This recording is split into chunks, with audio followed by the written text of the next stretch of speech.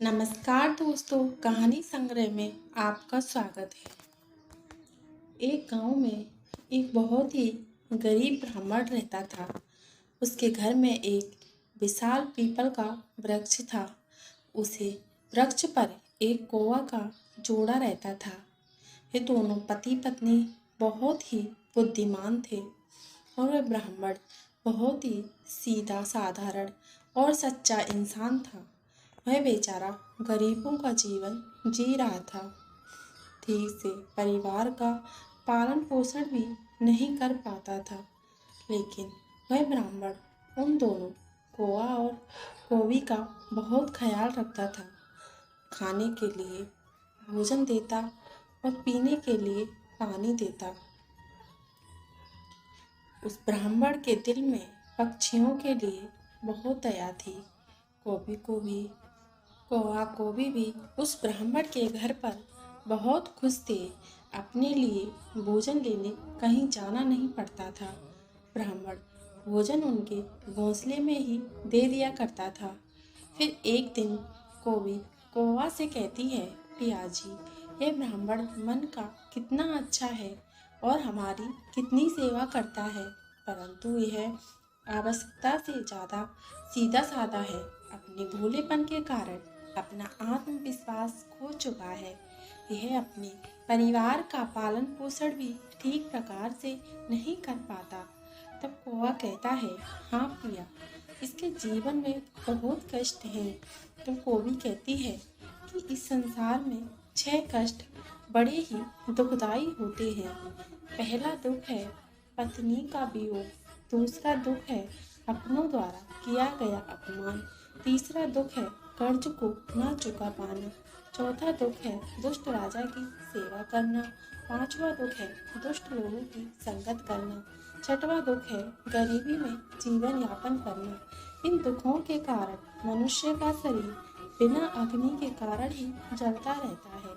ब्राह्मण को अत्यंत चिंतित और लाचार देखकर एक दिन कौवा और कौवी ने आपस में विचार किया कि हमें ब्राह्मण की मदद करनी चाहिए।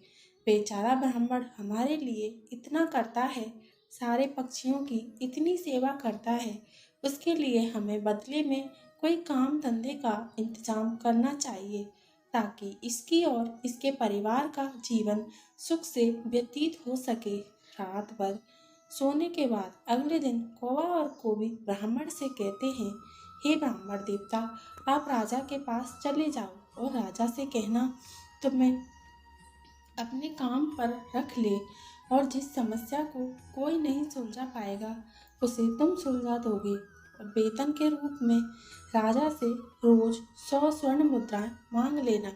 ब्राह्मण कहने लगा, हे पक्षियों, इतनी मुझ में काबिलियत कहाँ है जो मैं राजा की समस्या का समाधान कर पाऊँ।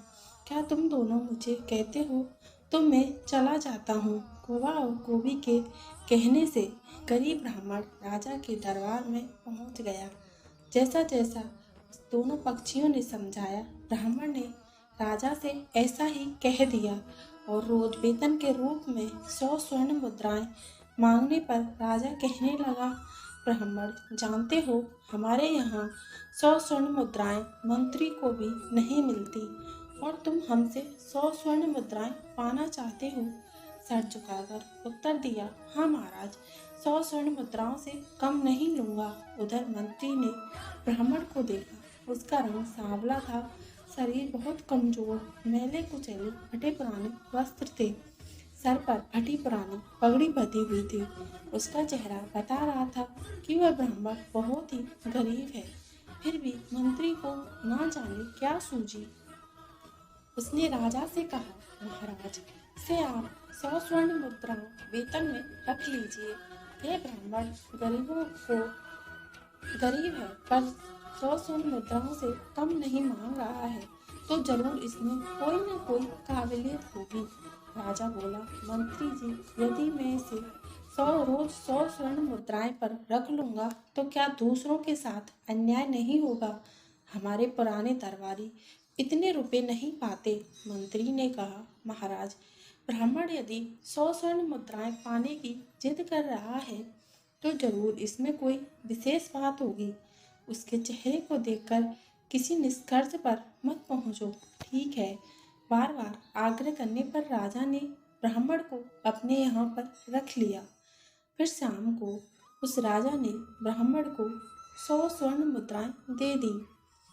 100 स्वर्ण मुद्राएं लेकर वह ब्राह्मण अपने घर आया और वह मुद्राएं उसने अपनी पत्नी के हाथ में थमा दी। उसकी पत्नी ने पहली बार आज इतना धन देखा था। उसकी आंखें फटी की फटी रह गईं। वह कहने लगी, आप इतनी स्वर्ण मुद्राएं कहाँ से लाए?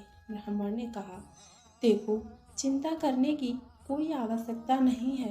मैं ये मुद्राएं कहीं से चुरा कर नहीं लाया हूँ।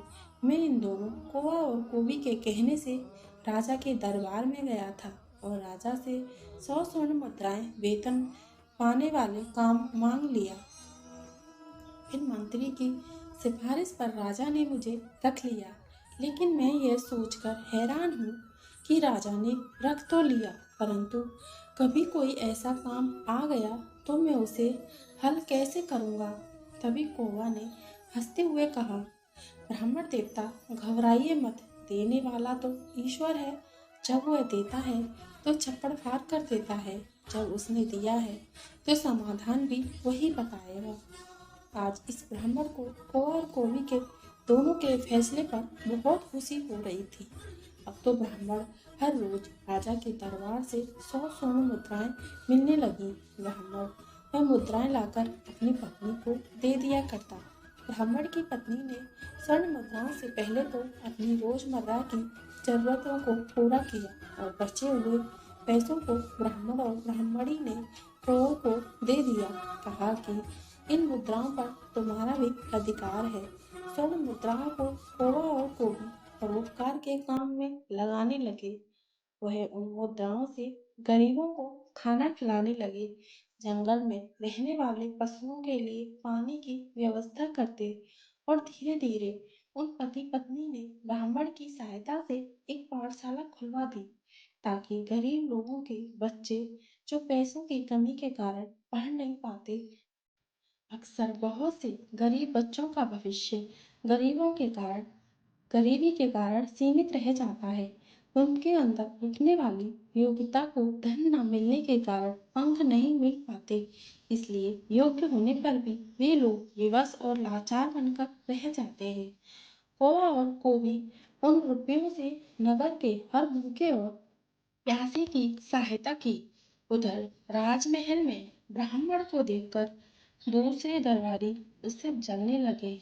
वे हमेशा सोचते रहते कि मंत्री की मूर्खता के कारण यह ब्राह्मण रोज 100 स्वर्ण मुद्राएं ले जाता है और राजा साहब इसे अभी तक 100 स्वर्ण मुद्राओं वाला काम भी नहीं लिया। फिर एक दिन ऐसा हुआ कि उस ब्राह्मण की परीक्षा का समय भी आ गया।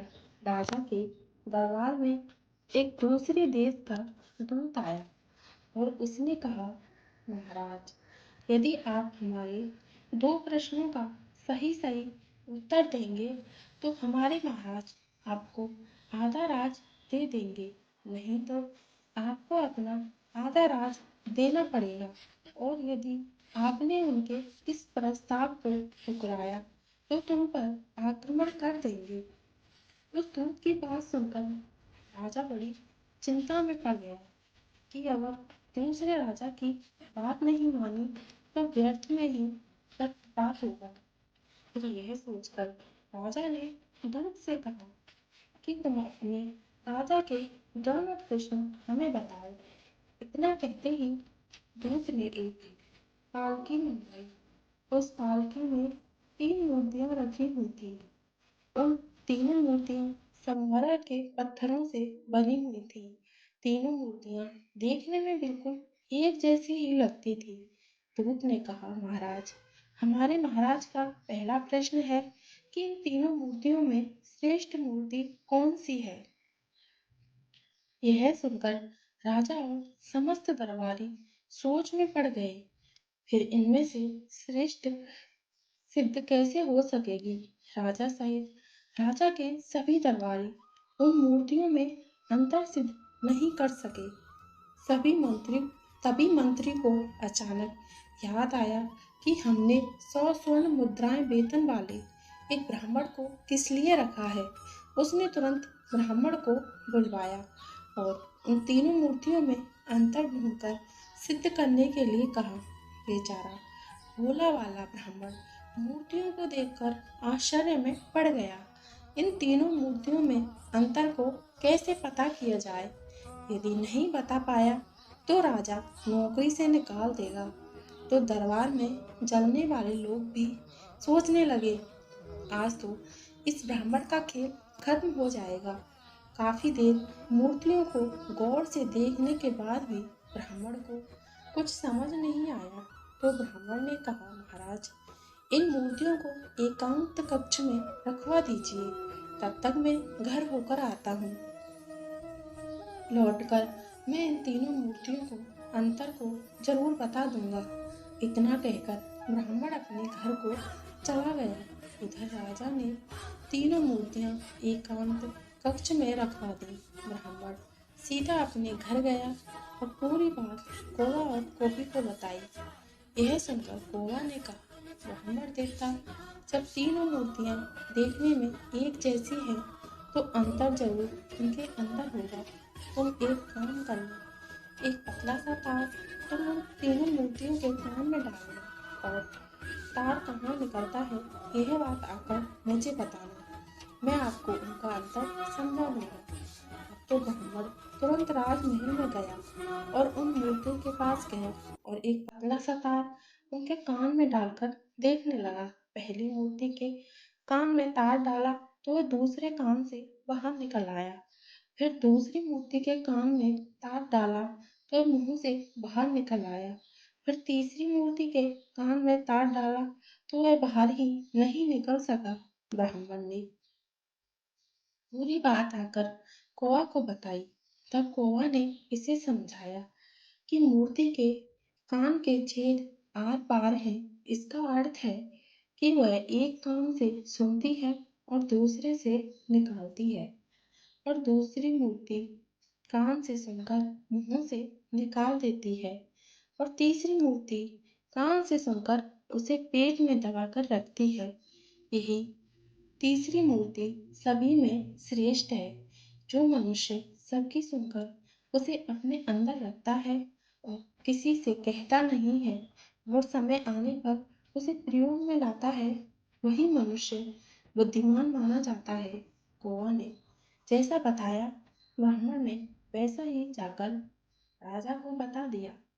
फिर दूसरे देश का राजा इस उत्तर से बहुत संतुष्ट हुआ। ब्राह्मण के जवाब से सभी दरबारी भी बहुत प्रसन्न हुए और ब्राह्मण की जय जयकार करने लगे। तभी उस दूत ने दूसरा प्रश्न रखा कि ऐसा व्यक्ति कौन है जो एक तो मृत्यु से जीवित रहता है और दूसरा जीवित रहने से जीवित रहता है। ब्राह्मण प्रश्न सुनकर फिर तो वो कवि के पास गया। इस बात को भी कवि ने बताया। ब्राह्मण देवता, इसका उत्तर आप हैं।